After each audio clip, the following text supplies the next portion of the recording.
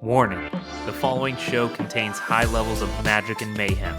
Please keep all hands, feet, and body parts inside the vehicle at all times.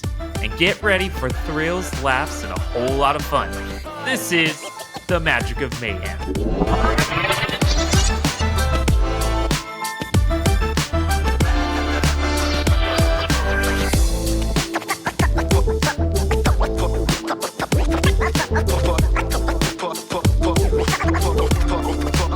Hello, everyone. Welcome back. It is Austin with the Magic of Mayhem.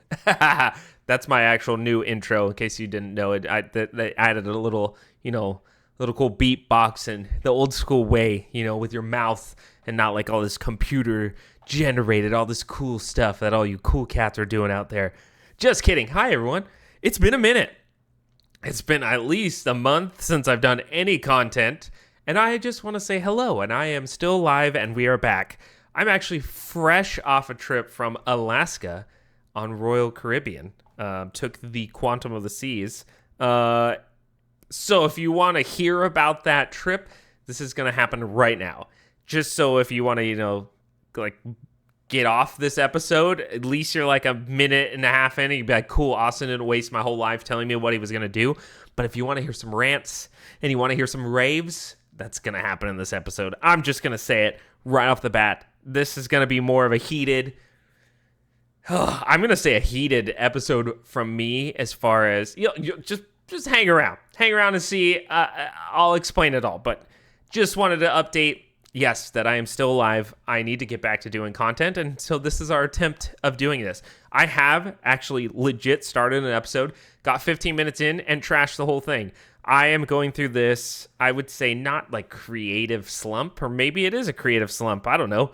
Maybe you guys think that it is. Maybe I think it is. Maybe I just don't know how to word this. But I'm going through this process of where I just don't feel like I'm good enough to do a podcast, or good enough that I have good ideas, or that people want to actually listen to anything that I have to say. So that's just being the human in me right now, that I'm actually struggling with that. And I'm kind of going through this phase in my life where I just go does anyone actually care enough to listen to anything that I say on this podcast? So that's something that I'm just battling with right now. It's not even a battle. It's very easy on my life. I've got a lot of personal things going on with my family, not necessarily my wife, myself, and my son. Everything is great there, but more on my immediate first family stuff that's going on right now, and maybe I'll explain it one day, but it's not going on. It's going on right now, and I don't want to dig too deep into it, but we can talk about my trip to Alaska on Quantum of the Seas with Royal Caribbean. So, Quantum of the Seas, I'm gonna just be straight up frank, not my favorite ship. It was not our favorite ship at all. In fact, I've been on Royal Caribbean. This is now my third week cruise. I've done Odyssey. Navigator and Oasis. And this one was Quantum. I'm just making sure. Before I start bashing this cruise ship, let me make sure I got it right. Quantum, yes. Quantum of the Seas. Terrible layout, for such a giant ship. And the West Coast does not get, giant ships. I mean, we get big ships. I mean, this is probably one of the biggest ones on the West Coast. But the layout of the ship was just so small. It felt small. It felt like you were on, literally deck 4, deck 5, and that's it. And there was, you got your normal stuff up top. But this was just so average. So just, I don't know. It just didn't, there was no, sports bar. There was no, good hangout spots. They had the pizza, but it wasn't like a pizza cafe. It was just like a cafe. You go in and you grab a slice, you sit at your little quick table, and you're out of there. It wasn't a good hangout cruise ship, and maybe that's not meant for, I don't know. I felt like it just didn't feel as big as it was. There was a lot of wasted space, I kind of felt like, and they could have done a ton more based off all the other cruise ships that I've been on. That one, it just felt super tight. You were just kind of on top of everything and on top of everyone. And it just wasn't fun on that sense. Now, let me go with this opinion here. And this might ruffle some feathers, or this might make people go like, whoa, this is for real right now. I'm just going to say it, but tourists suck. I have just gotten to that point in my life that I just legit think tourists suck. That's just what it is.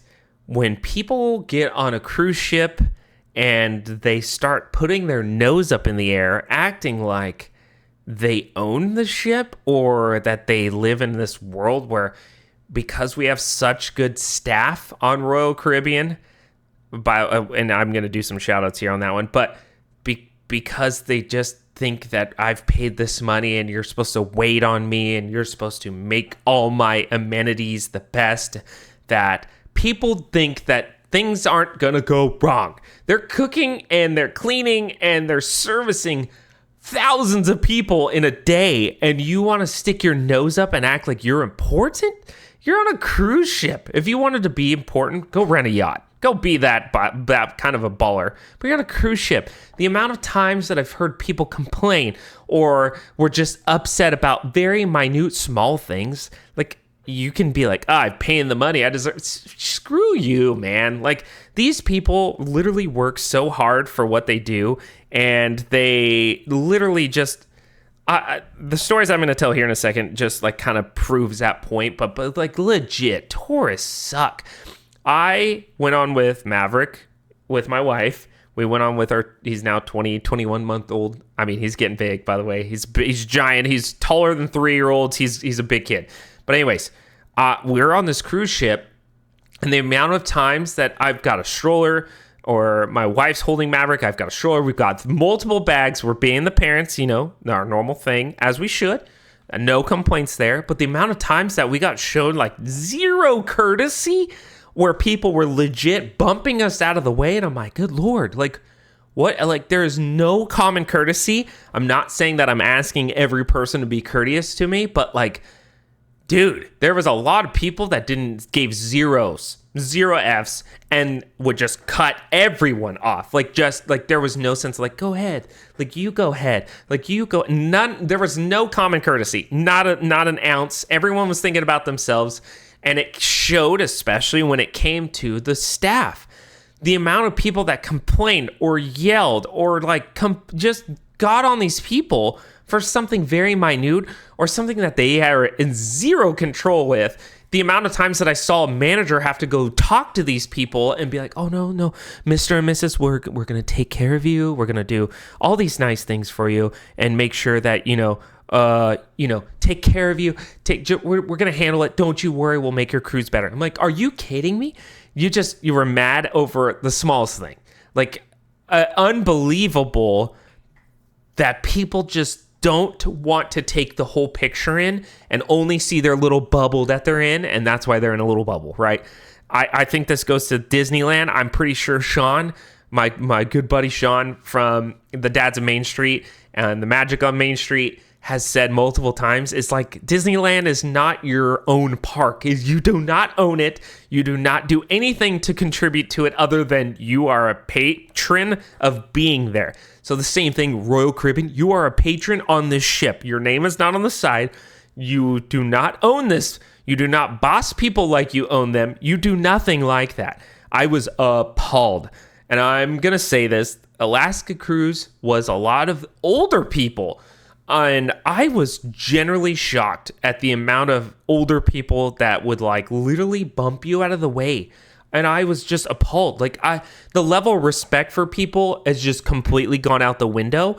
And I was shocked. I was just, I still, to this second, I'm literally off the cruise line and I'm still appalled at the way that people acted. Insane. Like, just doing whatever they want to do, acting like they own the place, butting people out of the way, moving stuff that like was obviously set up by staff, moving it and then not putting it back. Like, unbelievable. So things that we learned on the cruise ship, we were on deck 11. I think it went up to 14 and 15. If you wanted to go down, just go up. If you were on the lower levels, if you wanted to go up, just go down. Go the opposite of what you needed to do, because 9 times out of 10, you're like 2 or 3 floors from it, and it's going to come right back to you anyway. So when those people started to be like real bossy and in the way, everyone wanted to go down or everyone wanted to go up. You just go opposite of the crowd. And I'm telling you, 9 times out of 10, it's going to pay off. And when you're in the full elevator coming back to that level and you get to smirk at them and be like, oh, we're sorry, we're full on this elevator. It is the best feeling in the world. I'm doing Italian fingers for those who don't see me. The Italian, just roll the wrist like, it just like pure bliss, pure sweet victory. So let's go into... we'll go a little bit into the actual cruise and what we did. We actually took the cruise ship out of Seattle. So for us, it was like an hour and 20-minute airline flight. We flew, luckily, we caught it at a good time. Flew first class, Alaska Airlines, both ways. So my wife and I took a seat. Maverick was a lap child, obviously. And the amount of good compliments we got, everyone wants to smirk and throw their nose up. Again, it just is, I don't know if it's now that I have a kid. Maybe I was like this before a kid, but I don't know. Maybe I was. But you're like, there's a kid in first class. Like, he's going to cry. He's going to be annoying. And he's going to be bad. Like, this is just going to ruin my flight here. In my mind now, I'm like, it's only an hour and 20. So if he really was freaking out for an hour and 20, put some headphones on, which 99% of everyone on a flight has headphones anyway, so you're fine. But the amount of times that we get compliments of how well Maverick actually behaves on an airline makes me giggle, because he is he doesn't peep. Maverick has never really been a peeper. He'll lose his stuff when it's time to lose his stuff, and it's usually like because he's hungry or he's feeling uncomfortable, which is usually on the descent of a flight. But he does really good at flying. He does really good in cars. He does really good as a good kid. Honestly, I'm very blessed to say that I have a kid that's not a wild child. We'll see if we have a second one. If that child becomes a wild child, then I will eat my own words. But right now, Maverick is very good. He can handle a flight. That was his second flight. His fourth flight total. There and back, four flights. So, and he's about to be 6 when he goes to Disneyland. 6 flights before 2 years old. Insane. But anyways, he does great. So again, it always makes me giggle that these people want to like throw their noses up and be like, you're bringing a child in my space as if they own the airlines, right? But meanwhile, 20 rows back, I can hear the baby actually crying, and you feel bad for those parents. You feel bad anytime like your kid is losing it, right? You're like, there's nothing I can do. Most parents have that little light switch that they just have to turn off when their kid's losing it, because there's nothing really you can do. They're just trying to express themselves, and it's hard to understand what they need at that moment, you know? But anyway, so we flew out of Seattle. By the way, Seattle, we're coming in. We come in the day before on Saturday. We get on the cruise ship, on Sunday. We were getting on the cruise ship on Monday, and we're expecting Seattle to be cold, drizzly, rainy. What is it? It is in a heat wave in the 90s with like 90% humidity, so hot, and the humidity is high, so you're just sweating. So we were on the streets. It was miserable, hot, crazy, and we're like, are you kidding me? We came up to Seattle for like cool for at least a day. We were going to get some cold weather, but we didn't get no rain. We didn't get no nothing, right? We did have some good food. Food was pretty good in Seattle. I would say Alaska was way better food wise, but Seattle was good. We actually rode on the monorail to go to the Space Needle in Seattle. That was super cool. I'm sure most of you saw on Instagram my Space Needle little Instagram Monday monorail vibes, little reel. It was fun. It was a good time. And then the Space Needle was way wicked cool. It was very scary. I'm not a fan. I'm realizing as I'm getting older that I'm not a fan of heights. I would skydive, but something about being up super high without like anything on my back or anything, to catch me if I fall, which I'm sure there's something there that I would be comfortable, but I'm definitely not comfortable looking through glass just straight down. Like that just makes me irk and gets me nervous. So it was a great time though. Being up there was super good. We saw, to say, hey, we saw that we were on the Space Needle. Cool little bucket list item we get to check off on our bucket list. But again, hot. It was hot up there. So it was hot in the space. It was hot in Seattle. Wake up the next day. Now it's Monday. We get on the cruise line in Seattle. Still hot. Not cold at all. Like short sleeve shorts. You're good.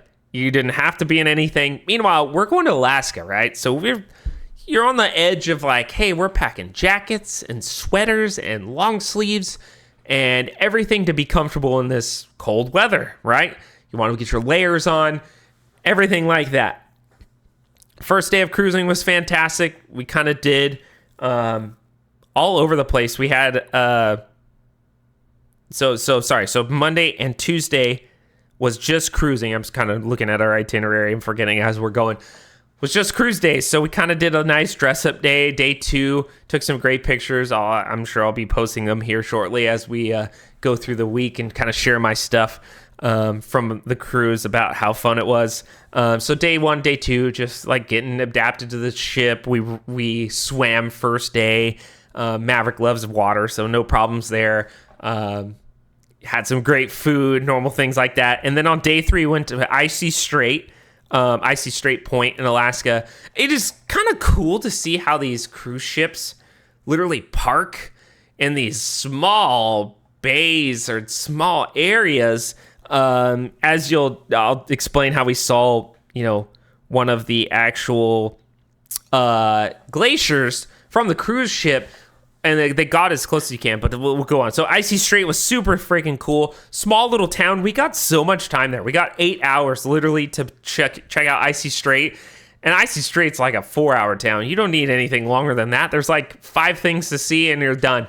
Coolest part though is as we were coming in, I noticed from the balcony, we had a balcony suite, or not a balcony suite, just a balcony room.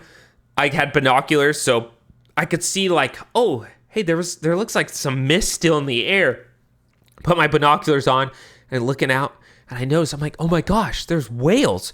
And at the time, Natty's taking a nap. Maverick's kind of playing, and I'm like, babe, wake up, come here. And so we grab it, and the whole trip we were calling them poofs whenever we saw a whale, blowing air out the blowhole, which is just a fun saying to say anyway. While I was blowing air out the blowhole, you could see like the mist, but then you could see the tail. If you just keep watching, they'll kind of blow, and then go down. The amount of times that we saw whales during that time in Icy Strait was phenomenal. So super fun, super cool on that. And then as we're kind of chilling, we had some good, but it was like halibut and chips. Just phenomenal, good food.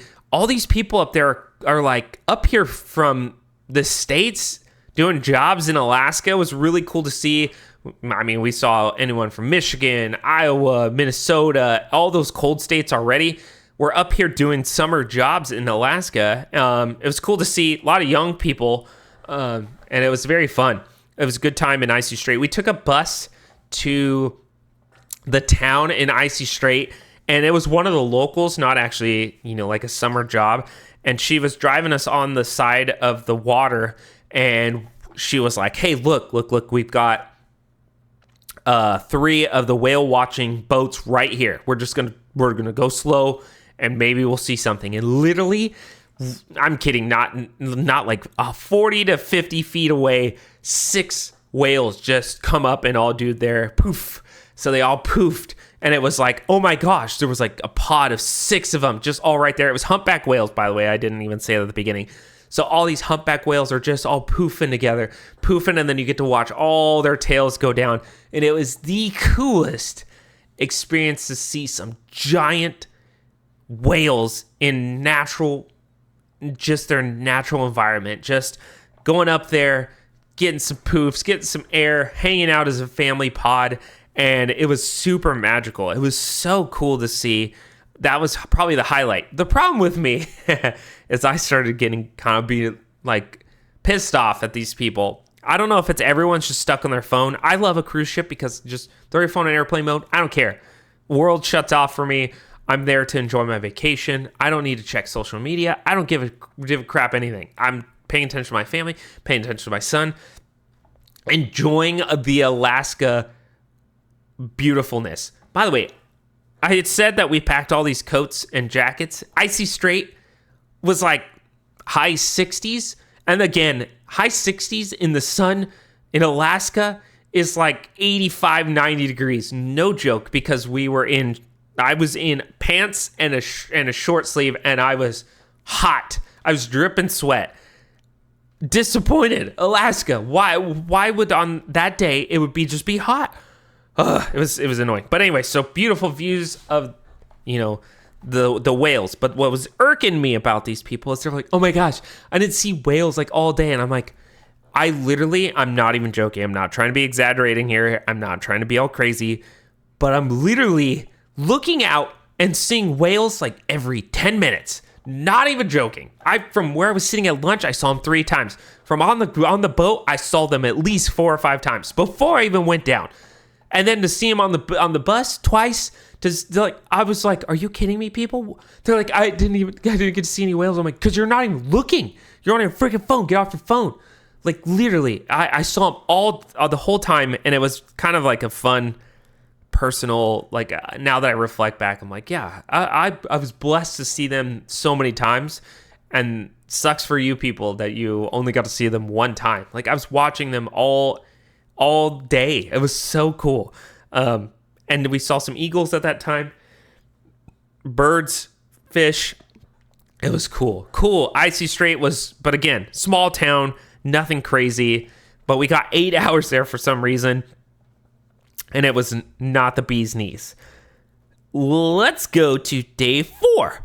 Day 4 was in Skagway, but I'm pretty sure we saw the Dawes Glacier before we got to Skagway. Let's see.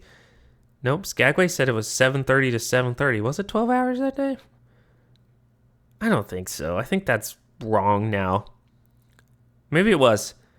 Either way, between Icy Strait, I think it was after Icy Strait, before Skagway, we saw the Dawes Glacier. So this cruise ship literally goes down this channel, and we're in a giant cruise ship. And it goes to one end of it and then does a 180 and then comes back. Well, in that 180, you see the Dawes Glacier, which people were setting out like at 3 or 4 a.m. to see this glacier. And we woke up at 7 and we caught it when the boat was turning and our balcony was actually facing it. So we got food delivered. We had breakfast delivered like 6:30. Food delivered. We're sitting on our balcony looking at this glacier. And like when people think of a glacier, you kind of think of like those ones that like fall off a cliff, right? You see this big old white piece of just ice just falling off into the ocean and crashing. This Dawes Glacier was like a downhill river that froze over. So you're like, cool, I could see that. And it's like literally 3 football fields away. Looks great. I'm all binocular in it. The sun was right in our eyes, so you can't even like really see it that great. So you're like, I've tried to see it. And you're like, cool, I woke up for this. Finally, we get some cold air, right? Because Alaska had been hot the entire time.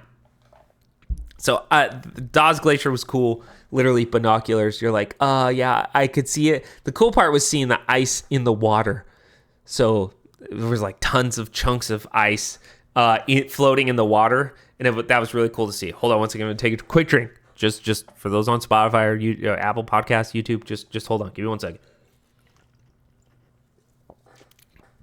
So, super cool. I mean, I'm saying super cool, but it was a cool experience to say we saw Dawes Glacier. It was very mid to wake up to. That people wake up at 3 a.m. to like set out chairs and be ready for it. I was like, wow, okay, that's it. Got it. Nothing crazy about that one. Then we went to Skagway, Alaska. Skagway was my freaking favorite place to be. There was tons of experiences, but Skagway was beautiful. You're out in the wilderness. These little towns, again, same thing. A lot of summer jobs. People from the States coming up to do these jobs. Really cool. They all talk about like living very very natural like.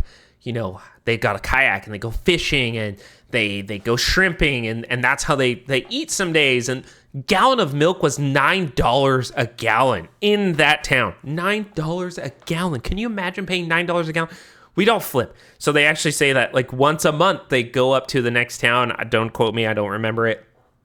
to go get some regular grocery pricing. But a month, so they're just getting groceries once a month. I get groceries once a week. Like, that's insane that they have to live that way, to make sure that they get good groceries and that it's affordable. But I would imagine everything's expensive up there because it's hard to get up there, which is per the norm. Supply and demand too. You've got the demand because people need groceries, but you want convenience, it's going to cost you. That's basically what that is. But Skagway, we went to this sled dog summer camp, and oh my gosh, the sled dog summer camp was absolutely the best thing ever. Like, honestly, the best thing ever. We had an absolute blast. You literally get taken up in this like military vehicle, takes you 1,000 feet up into, the campground. And when you get there, there's 4 sleds, and those dogs are ready. They are barking. There's probably, I don't know, somewhere between 16 and 20 dogs on each sled, and they're like just ready. They are barking as soon as you get up there. They are the coolest dogs. They were Alaskan. Oh gosh, I'm going to chop this up. I think it was Alaskan Huskies. So when you think about Husky, everyone kind of thinks like Balto the movie. It's, he just good looking dog, everything like that. They're kind of like mangy. They're like a mutt. And they are all different colors. But Alaskan Husky, they literally are all, they're dogs. They are ready to go. So as soon as you get dropped off, they assign you to a sled. We actually had a girl, I believe her name was Talia, and she was out of Iowa or Wisconsin. And we literally rode, and she's maybe early 24, 23 years old.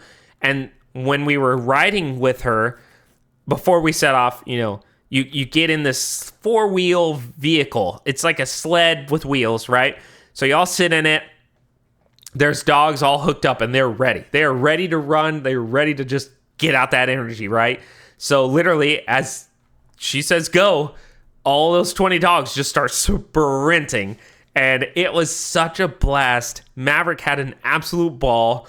A 1.5-year-old just loving that some doggies were in front of him and barking and running, and they were amazing. Come to find out, she is in her, like I said, early 20s, and she races professionally, like as a sled dog. All those dogs were her dogs. She knew them by name, had their story, had old dogs, had young dogs. They were all her puppies. They were all her dogs, and it was the coolest story. She runs like 300-mile races, which is nuts. She said it's her and her older brother that do it, but her family has been part of sled dogs. So in the summertime, they send the sled dogs up to be able to run and, stay in condition and stay in shape all year round. And they talked about like their diet, what they did, and then they run them on this course, and that's why they send them up 1,000 feet from sea level, so that way they kind of keep the consistency of that cold air and the lack of air in the air, so that way when they're ready for the snow, that they're already prepared for it. So it's their summer camp. It's kind of funny. And those dogs, when they're ready to go, they're like pulling. And then when they're ready for their break, they're like all kind of trotting, like we're tired here, boss. And then they'll pull them over. So they did a couple laps. And then at one point they pull you over. Dogs get a break. They pee on the trees. They're all excited. They're ready to go again. And then literally all 4 sleds again, all the dogs start howling. They're ready. And then bam, you go. And it was such an experience. So if any chance you can get on a sled dog adventure with a cruise or just in general, freaking do it. It was worth every penny, knowing that your support not only goes to the sled dogs, but the girl that was our musher, she was sponsored by the camp. So the camp invited her up, lets her run her dogs. She's sponsored by them. And so she makes a summer wage off that too. So super cool. Awesome things to see. We could tell they were all just friends at the camp. Like you guys did a summer together. It's like a summer camp, whether you're working or not. So that was super cool. Then we got to go into like the musher camp area and see their puppies. And the puppies, So that's part of the camp too, is they want to, breed and keep the dogs, litters going and stuff like that. So summer is what that's for.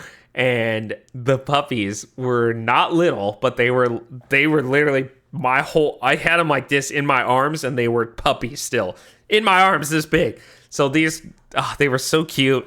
They were just little mangy mutts too. And it was super cool. Great time there. We got a couple beers. We got a couple things at the Skagway, and it was super cool. The next day, we wind up going to Juneau. Juneau was short. Juneau's the biggest city that we go to. By the way, beautiful to come into. Another great channel.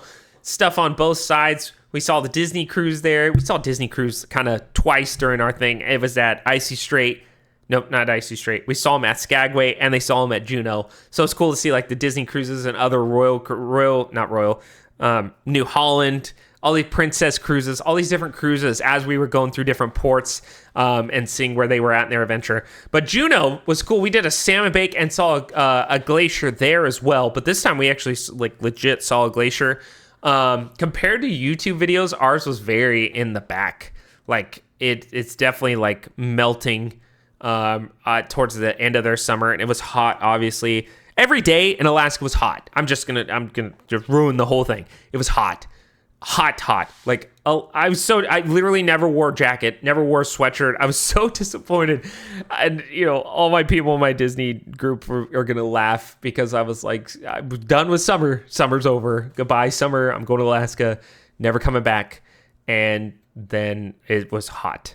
All Alaska too. All Alaska. It was hot. We didn't get any cold. I was in literally a t-shirt and jeans, and I was fine. I was sweating at times. It was hot, and I was so disappointed. I was so wanting summer to be done. Sayonara summer, and it's not. It's not at all. It was very disappointing, and I was so sad that we didn't get any cold. I brought the heat with me. There was not a gloomy day at all in Alaska. There was no clouds. This is beautiful, beautifully hot. So yeah, disappointed. Juneau though. So we did a salmon bake and we did a hike to see one of the glaciers out there. I'm trying to just remember what that glacier was. So Juneau was actually Endicott. We saw the Dawes Glacier for that. Hold on, I'm trying to now figure out when was that's 9, 10. We did. I can't even find it. Yeah, we did another glacier. And now I'm freaking pissed that I forget it. But we took a bus from the ship to go to this glacier, and we saw some waterfalls. It was beautiful. But because it was so hot, there were so many bugs. We were eaten up by mosquitoes. I'm like, it's like stupid heat. Literally. Maverick touched the ocean for the first time, and I know he's 2 years old. We've gone to Mexico, we've gone to the beach, we've done everything, and he's never touched the ocean. So his first time touching the ocean was in Alaska, Juneau, and, to be more specific. So Juneau, Alaska, Maverick is your first time ever touching the ocean. So sorry we've taken so long to make that happen, but it happened. So, but the views were beautiful. There were live bear trails, and that is my wife's absolute nightmare, was to ever see a bear.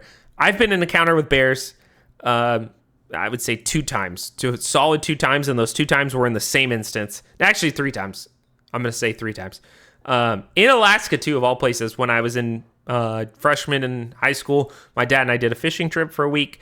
I've had 3 encounters with bears, like legit encounters. One, we were in a valley, not a valley, what do you call that? Like an island. There we go. An island on the river.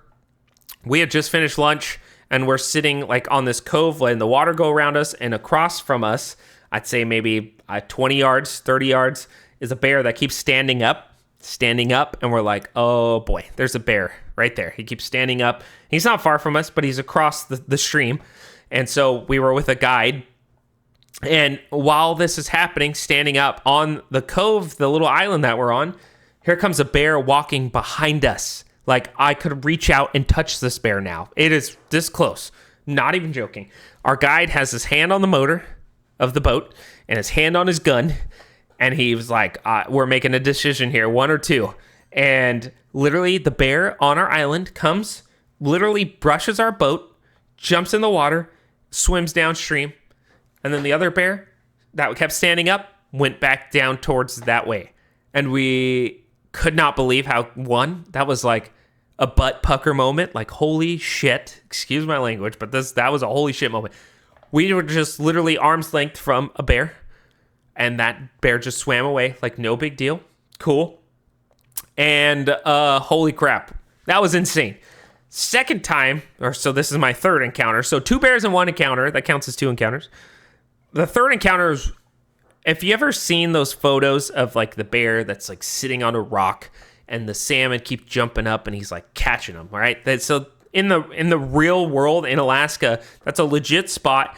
It's beautiful, by the way. You can actually take a plane into the spot, and it's literally a bear encounter. Your whole thing is to like go get views, but like you're up above them, not in any danger of that one because you're like on an overview or a lookout of where they're at.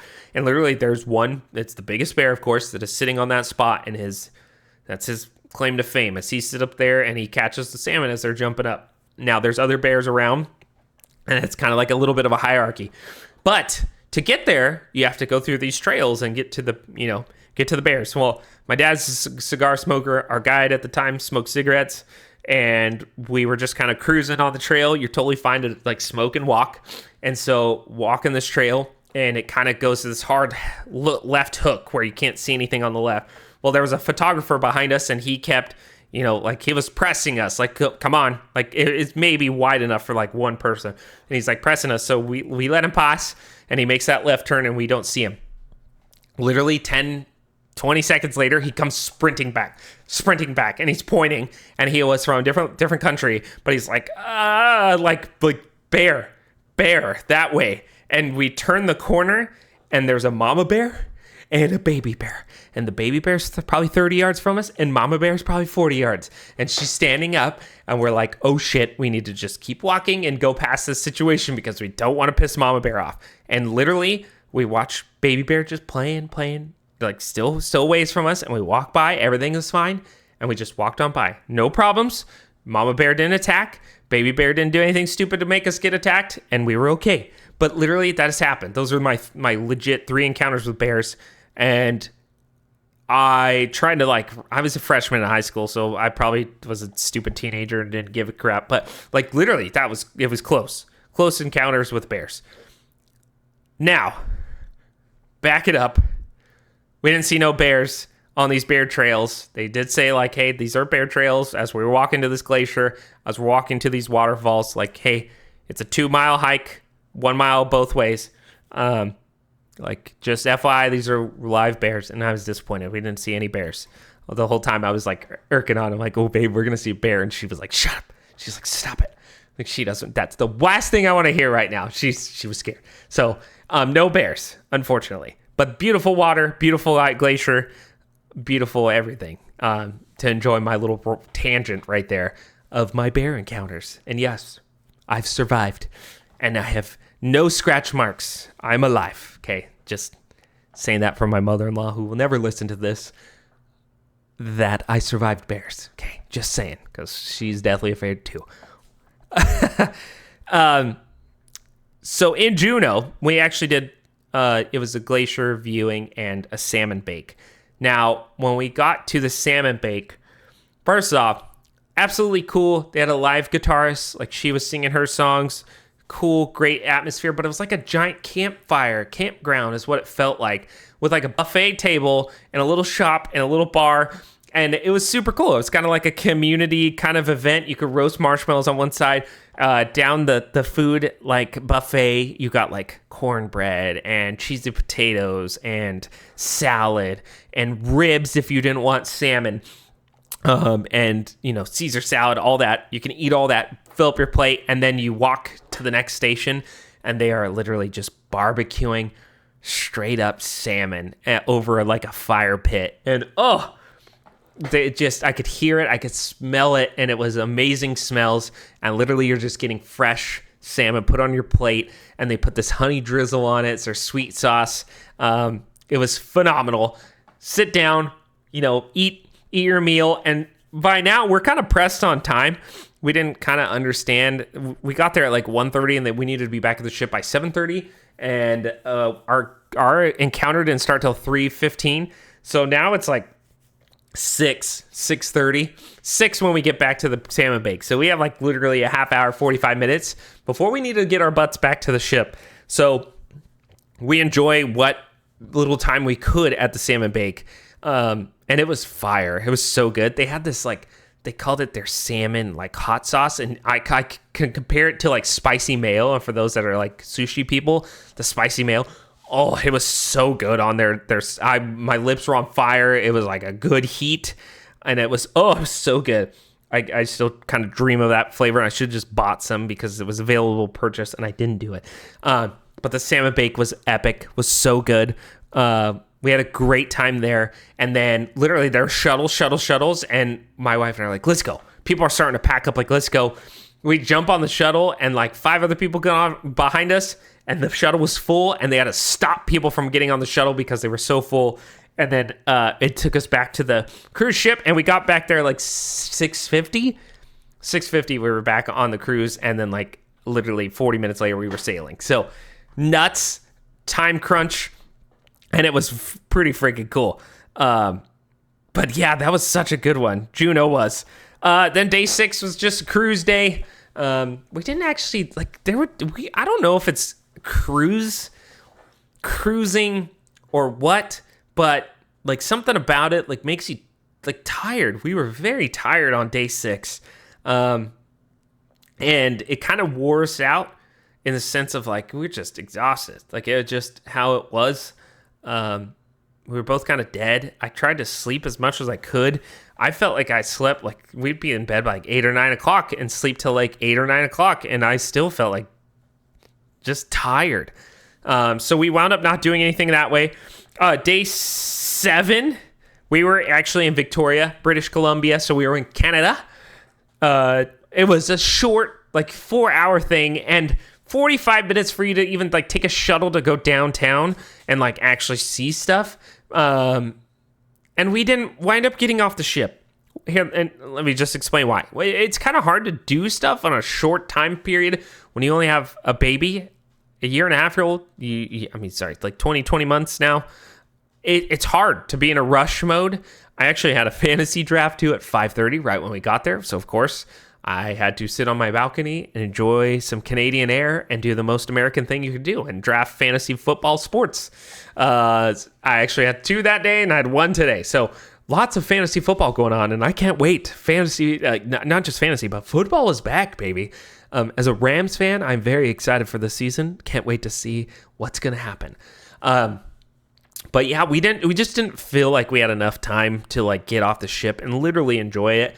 I didn't get a Timmy Hortons, and I'm kind of sad that I didn't get a Tim Hortons. But other than that, everything else was fantastic. The best part, because the ship kind of felt small, like I said earlier, the best part about waking up is Folgers in your cup. no, but the best part about being on a smaller ship when people are gone is that you get to enjoy all the amenities when everyone's gone. So like we got to go have dinner and enjoy great service from people because there wasn't as many people on the ship. So we got a lot more attention. Maverick on the first day didn't like anybody, and on day 7 was Mr. Celebrity waving and high-fiving and blowing kisses to everyone he possibly could. So my son went from antisocial to very social by the end of the trip, so that made it really fun. But let me talk about kind of the sad side, but the very appreciative side for me of these people on these cruise ships. So for those that don't know, most of these people sign up for a 7-month contract to be specifically probably on this cruise, unless they move them, vice versa to other cruise ships and stuff like that. So they're on a 7-month contract for that cruise ship. And a lot of them are away from their families, like a lot. Those that have kids, those that, maybe have a wife or, husband back at home, they're away from their family. you really notice that a lot more when you actually bring a child around them, and how, they just show appreciation to a family. There was one guy specifically, his name is Edgar. Shout out to Edgar. He was in the Vintages bar.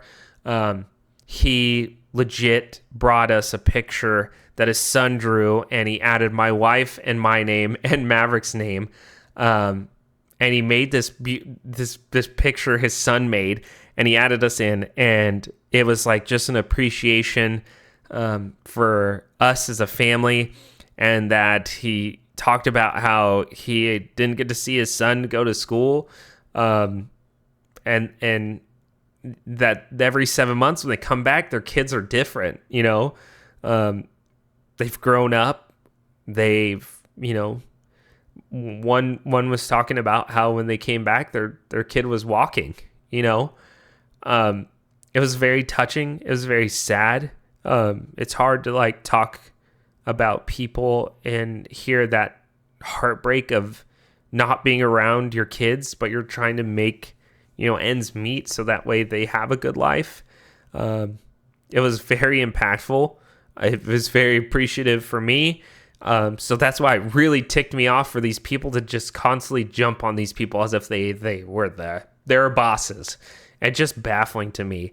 But to hear so many talk about that they just miss their kids, or they were so happy to see a family on the cruise because they got to show appreciation of Maverick.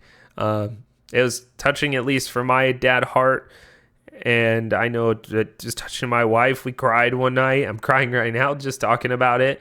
It was a very real moment while I'm on vacation, that I'm enjoying my family on a cruise ship, and they're working and they're away from their family.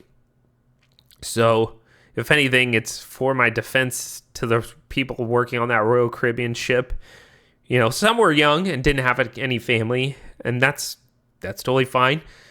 But the ones that were I've been working on cruise ships for 21 years, and I can't wait to just get back to my family, or this is going to be my last cruise, and then I'm going to focus on my family. But the amount of time that they miss, 7 months, is it's a whole year, and they're working 7 days a week. So for me to be a week off from work, or a week and a half off from work, and with my family, and they're working 7 days a week trying to get some money for their family, and I'm over here complaining, that just irritated me, that these people were treating other humans like they are just below them because they're on a cruise ship and they think all their needs need to be met.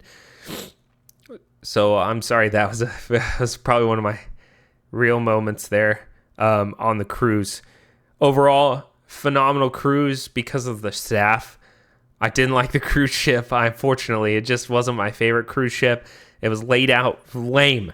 I just say it lame. Also, I bought a $130 watch that cost $40 after I got on the cruise. I was like, are you kidding? I spent $130 on a watch, and it was $40 off the cruise ship.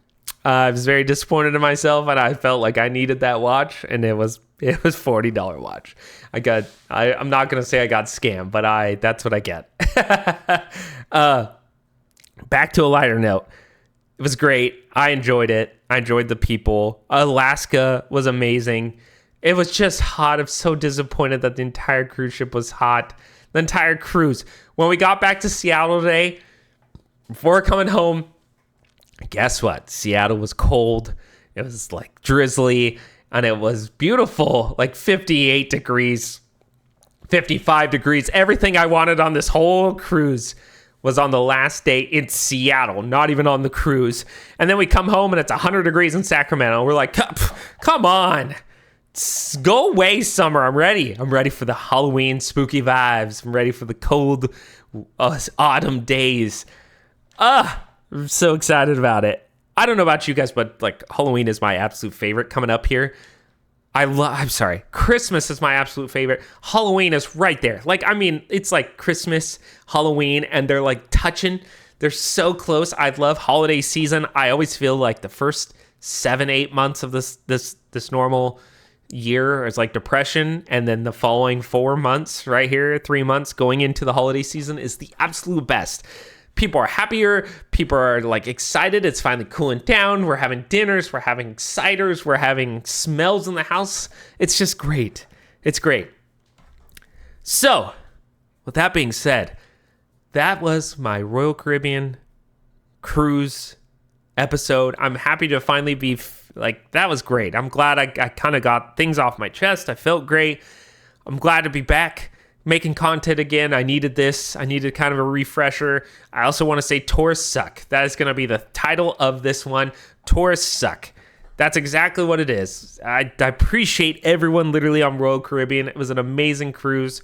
I just didn't like the ship, and that's my opinion to have, and it's okay. Royal Caribbean, I freaking love you. I will always By the way, I'm a diamond member of Royal Caribbean, so yeah, don't act like I don't know what I'm talking about, but it's all thanks to my wife. It's not me. I wasn't a diamond member. She was a diamond member. I went from gold to diamond. Cha-ching! Marry up. That's what they say, right? So yeah, that was it. I hope you guys enjoyed this episode. It was great. I enjoyed it. We're going to be doing a giveaway here shortly. We're doing, you'll just have to see. Follow my Instagram, TMO_Mayhem. But it will have something to do with, I have Baymax upside down. With these bad boys, we got a Villains pack, and we got a Baymax pack. We're going to be giving away for free. I ain't going to do anything but just do I want one. That's literally how it's going to be. So I will be back, and I'm back, and we're ready to go. I hope you have a magical week. It is September 1st in my books, as I'm going to post this too. It's going to be September 1st. I hope you have a great day. Love you all. I'm back. We're good. We got good content coming up, and I hope you're ready, because I am. I'll see you later. This is Austin with the Magic of Mayhem. Follow me on Instagram, YouTube. Like, subscribe, comment. I like it all. I'll read it all. I'll do it all. You're the best. Ciao, or whatever people say. Okay, goodbye.